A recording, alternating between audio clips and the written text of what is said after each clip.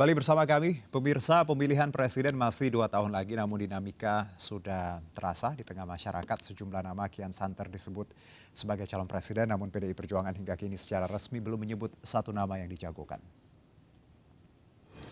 Ya, sebagai partai penguasa, PDI Perjuangan belum menyebutkan satu nama yang akan diusung sebagai calon presiden. Puan Maharani menjadi salah satu nama yang digadang-gadang akan diusung PDI Perjuangan. Namun PDIP juga tidak bisa menutup mata akan sosok Ganjar Pranowo. Gubernur Jawa Tengah memiliki suara yang cukup mumpuni untuk melaju ke pemilihan presiden. Meski demikian, Ganjar harus mengantongi restu terlebih dahulu dari Ketua Umum PDIP.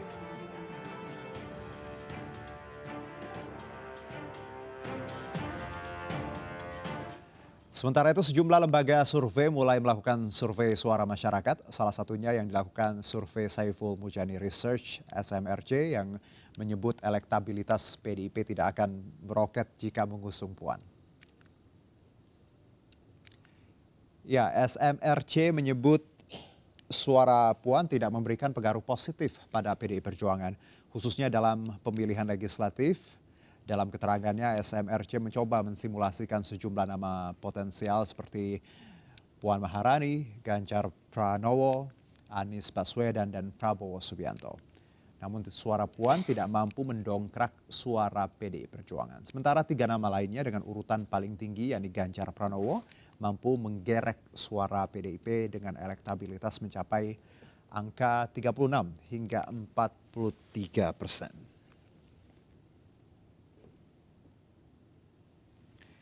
Ya, menyikapi hasil survei SMRC, politisi PDI Masinton Pasaribu memilih santai. Menurutnya, hasil tersebut bukan satu-satunya pertimbangan mencari calon presiden. Survei juga tidak dapat memotret persepsi masa depan, hanya memotret kondisi masa lalu.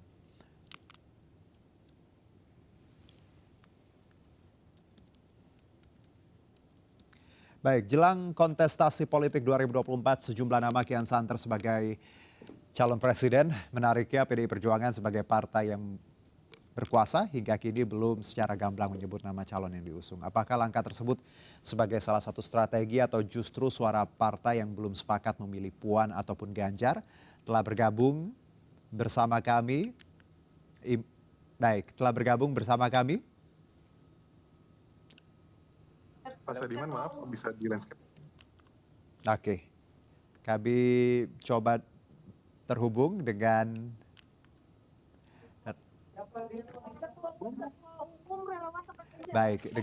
terlebih dahulu dengan Rinto Wardana, Ketua Umum Relawan Teman Ganjar. Assalamualaikum, selamat sore Mas Rinto. Selamat sore Mas. Ya, suara saya jelas ya? Udah dipin kok. Oke, kami coba dulu pemirsa sedikit memperbaiki audio dan juga visual dengan beberapa narasumber kami terkait bagaimana survei SMRC. Dan kita tahu bahwa ada survei terbaru menyebutkan bahwa Ganjar lebih unggul dibandingkan Puan jika PDIP memaksa untuk tetap memasukkan nama Puan sebagai capres. Ini tentunya cukup beresiko menurut hasil survei terbaru. Kita ke informasi selanjutnya. Terlebih dahulu sejumlah partai mulai memetakan arah politik tanpa terkecuali PDI Perjuangan, meski hubungannya dengan Partai Demokrat disebut kembali memanas, namun diprediksi dinamika tahun politik masih akan bermanuver jelang 2024. Dan berikut kami hadirkan cuplikan wawancara eksklusif kami bersama rekan Rizka Indah dan juga Ketua DPP PDIP Puan Maharani. Pertama adalah bagaimana membangun bangsa ke depan. Saya mempunyai keyakinan bahwa kita tidak mungkin membangun bangsa dan negara ini sendiri. Namun tetap harus bergotong royong bersama-sama dan dilakukan dengan visi dan mimpi serta cita-cita dan harapan yang sama. Ya. Namun untuk mencapai satu kesepahaman tersebut tentu saja tidak bisa hanya kemudian bicara-bicara 1 kali atau 2 kali kemudian kita bersepakat. Pastikan untuk bisa menuju satu cita-cita yang sama perlu ada bonding, kemudian kesamaan pemikiran dan cita-cita. Karenanya memang apa yang saya lakukan ini pertama karena merupakan penugasan dari Rakernas PDI Perjuangan yang lalu, dan Ibu Ketua Umum menugaskan saya untuk bisa bersilaturahmi sebagai Ketua DPR dan juga sebagai Ketua DPP PDI Perjuangan untuk berkunjung bersilaturahmi kepada ketua umum partai yang ada di Indonesia. Dan ini tentu saja langkah awal apa yang kami lakukan untuk membuka ruang komunikasi, dan harapannya pada saatnya tentu saja akan ada kesepahaman dan pemahaman yang sama dengan para ketua umum yang lain dalam membangun bangsa dan Indonesia ke depan. Bukan hanya bicara tahun 2024, tapi apa yang akan kita lakukan bersama setelah 2024. Dalam kontestasi di tahun 2024 nanti gitu, yang perjalanannya sudah dimulai bahkan sejak saat ini. Ya, harapannya adalah semua partai politik yang memang secara konstitusi dan undang-undang dinyatakan sebagai peserta atau peserta pemilu tahun 2024 ya ini bisa kemudian melakukan pembelajaran politik bagi masyarakat. Jadi kita boleh saja kemudian bertanding pada saat itu, namun kita jangan lupa juga bahwa kita ini adalah satu bangsa. Ya. Kita harus tetap bisa menjaga secara etika dan kesantunan bahwa beda pilihan itu bukan satu hal yang tidak boleh, itu biasa saja. Bahkan tidak suka dengan seseorang atau calon ataupun orang lain dari beda partai itu juga tidak masalah. Tapi yang harus menjadi pembelajaran adalah kita itu adalah bangsa Indonesia, jadi beda politik dan beda pilihan akan menjadi masalah. Namun jangan sampai kemudian bangsa ini terpecah-pecah. Ya, baik pemirsa, jelang kontestasi politik 2024 sejumlah nama kian santer disebut sebagai calon presiden, dan menariknya PDI Perjuangan sebagai partai berkuasa hingga kini belum secara gamblang menyebut nama calon yang diusung. Dan apakah langkah tersebut sebagai salah satu strategi atau justru suara partai yang belum sepakat memilih Puan ataupun Ganjar? Dan telah bergabung bersama kami ada Saidiman Ahmad selaku peneliti lembaga survei SMRC, Rinto Wardana Ketua Umum Relawan Teman Ganjar, dan Fauzan Amar politisi PDIP. Selamat sore, assalamualaikum bapak-bapak semuanya. Waalaikumsalam warahmatullahi wabarakatuh. Baik, terima kasih sebelumnya sudah bergabung bersama kami di Indonesia News Now. Saya mungkin ke Pak Saidiman Ahmad terlebih dahulu dari SMRC sendiri. Ini disebutkan Ganjar lebih unggul. Gimana itu analisanya? Silakan dielaborasi. Ya, terima kasih Mas. Memang kita melakukan survei pada Agustus 2022, ini survei terakhir kami, dan kami menemukan bahwa di antara nama-nama yang potensial diusung oleh PDIP, itu ada Ganjar Pranowo, ada Puan Maharani, dan nama-nama lain. Kami menemukan bahwa sampai saat ini nama Ganjar Pranowo masih lebih unggul daripada nama-nama yang lain. Dan kita bahkan di dalam survei ini melakukan studi eksperimental, di mana kita ingin menguji apakah ada pengaruh atau efek dari tokoh yang diusung oleh PDIP terhadap perolehan suara PDIP pada pemilu legislatif nanti. Nah, di dalam eksperimen ini kita pertama-tama menanyakan atau menggunakan variabel kontrol dengan bertanya kepada publik apakah di dalam pemilihan nanti mereka akan memilih PDIP.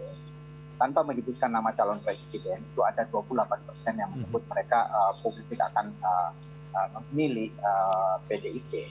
Tetapi ketika kita memasukkan atau menyebut nama pertama Puan Maharani, kita tanyakan bila PDIP mencalonkan Puan Maharani sebagai calon presiden, apakah Bapak atau Ibu akan memilih PDIP? Itu jumlah atau publik yang memilih PDIP turun menjadi 25%.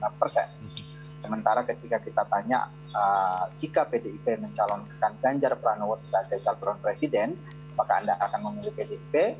Itu justru suara PDIP naik menjadi 43%. Itu artinya di dalam survei eksperimental ini pencalonan Ganjar oleh PDIP sebagai calon presiden itu potensial menaikkan suara PDIP pada pemilihan legislatif nanti. Sebaliknya, pencalonan Puan itu memiliki efek negatif yakni mengurangi suara PDIP dari 28% menjadi 28%. Sementara tadi Ganjar dari 28% menjadi 43%. Jadi kita lihat ada pengaruh signifikan dari pencalonan Ganjar Pranowo terhadap kedipilihan Partai Demokrasi Indonesia Perjuangan. Oke, saya ke PDIP langsung, ada Pak Fauzan Amar. Pak, kalau kita lihat terkait survei terbaru ini, responnya seperti apa? Ganjar lebih unggul daripada Puan dan tadi bisa menderek angka dari 28 menjadi 43% kalau Ganjar diusung PDIP. Silakan. Ya, terima kasih. Saya kira saya mengapresiasi hasil survei SMRC ini, dan ini tentu menjadi bahan informasi penting tidak hanya bagi PDI Perjuangan ya, tetapi juga bagi seluruh rakyat Indonesia, bahwa ini menunjukkan pemilu kian dekat ini, ya kan? Ya kalau masih lama ya ini ngapain ada survei-survei. Jadi karena itu harus kita apresiasi, ini tanda-tanda bukti pemilu semakin dekat. Persis kayak menjelang bulan puasa itu biasanya ada iklan sirup, iklan sarungan, itu udah mulai muncul kan. Jadi ya kita survei juga laris lah ya jelang pemilu ya. Iya, biasa lah. Jadi karena itu bagi kami hasil survei itu harus kita hargai ya, apakah kemudian hasilnya nantinya akan berdampak positif atau sebaliknya, ini harus kita hargai. Bagi kami di PDI Perjuangan, ya kita dulu pengalaman pilkada tahun 2012 itu Pak Jokowi Ahok juga di bawah Fauzi Bowo. Tapi faktanya pada putaran kedua kan kita juga menang. Juga pada pilkada di Jawa Tengah tahun 2013 itu Ganjar Pranowo juga suaranya jauh di bawah incumbent Bibit Waluyo. Nyatanya juga menang ya, kemudian sehingga beliau bisa menjadi gubernur di periode kedua. Bahkan Jokowi akhirnya menjadi presiden. Jadi karena itu hasil survei menjadi salah satu bahan pertimbangan saja. Tetapi di kami sudah sepakat dan ini menjadi keputusan Kongres bahwa urusan capres-cawapres itu adalah sepenuhnya hak prerogatif Ketua Umum. Beberapa minggu yang lalu saya kebetulan menghadiri acara yang dihadiri oleh Ibu Ketua Umum. Ibu Ketua Umum menyampaikan arahan kepada kepala daerah yang dari PDI Perjuangan. Udah, kamu tuh tugasnya adalah bagaimana turun ke lapangan, mewujudkan kesejahteraan rakyat, memenuhi janji-janji kampanye yang dulu disampaikan pada saat pilkada.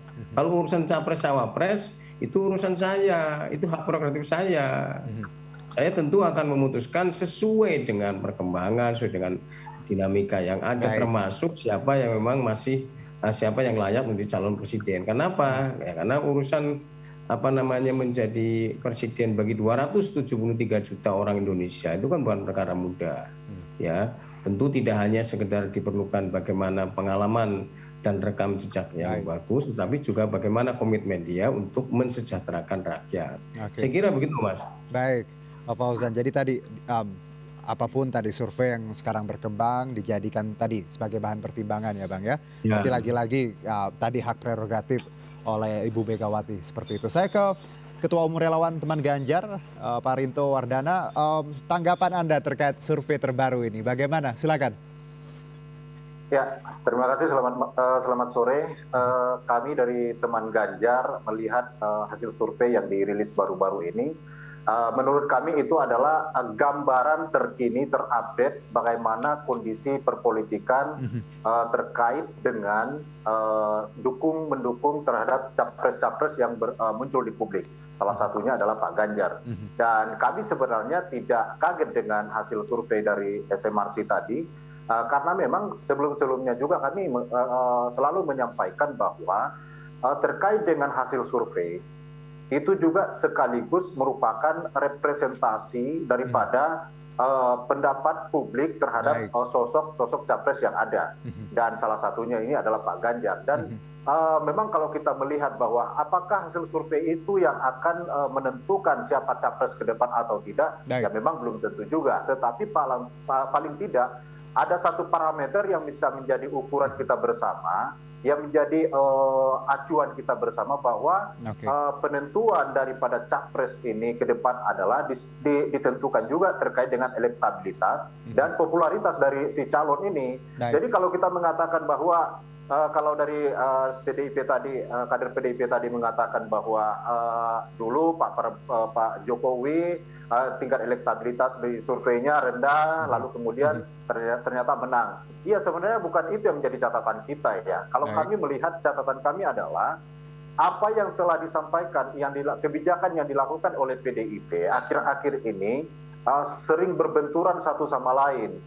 Yang pertama terkait dengan tadi sudah disebutkan bahwa ada statement daripada Ketua Umum PDIP Bu Megawati bahwa terkait dengan sosok capres itu menjadi hak prerogatif beliau. Ya, betul. Tetapi di sisi lain telah terjadi saling serobot juga yang terjadi di kalangan kader PDIP, anggota saling DPR, serobot dalam RI, artian misalnya. seperti apa, Pak Rinto? Iya, artinya gini, Bu Megawati sudah menyatakan, kader PDIP terkait dengan capres itu di bawah keputusan Ya, saya. prerogatif. Tidak boleh ada yang mendahului itu. Tapi ternyata kan apa yang terjadi di DPR kemarin, ketika ada Dewan Kolonel itu, lalu kemudian Bu Puan itu secara terang-terangan menyatakan bahwa dia sedang menjajaki cawapres ke depan, seperti apa, itu kan sudah kampanye aktif sebagai, walaupun belum ditentukan sebagai capres, tetapi tindakan yang beliau lakukan itu adalah salah satu cara-cara berkampanye gitu loh. Artinya apa? Yang dipesankan, yang disampaikan oleh PDIP dalam